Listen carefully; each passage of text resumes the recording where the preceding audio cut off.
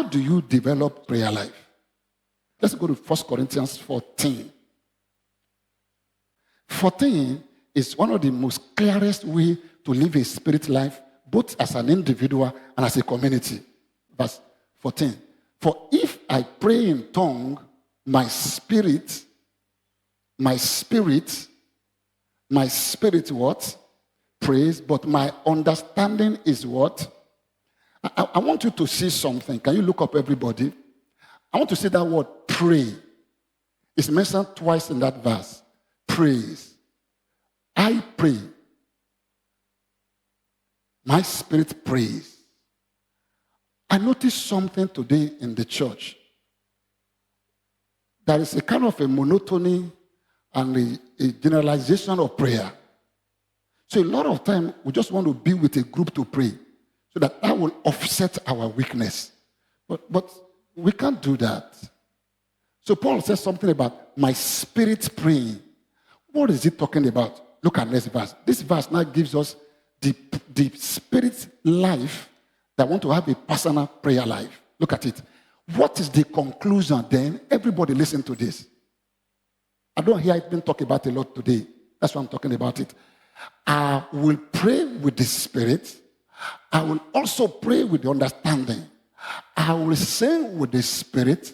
And I also sing with the understanding. So Paul is telling us that our prayer life should not just be prayer life. There's 4 categories in our prayer life. In our prayer life, remember I told you about the prayer and praise as our wings, remember? I said, there's a mount up with the wings. So the way we mount up is what? By our what? Prayer and our praise. And Apostle Paul was telling us, particularly as we are getting older, that you get weaker and weaker. Issues demand more from you, and you can't respond really well as you used to respond because of your natural vigor and vitality. So Paul said, now reclassify your prayer life. Divide it into 2 broad categories. I will pray with the spirit. I will also pray with understanding. I will sing with the spirit. I will also sing with the understanding. So in our prayer life, Paul is saying we should put spirit and understanding together. But we should mind the order. We should put the order right.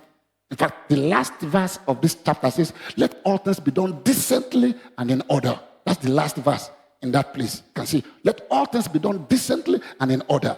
So Paul gave us order for our prayer life. He said, I will pray with the spirit, then I will pray with my understanding, then I will sing with the spirit, then I will sing with my understanding.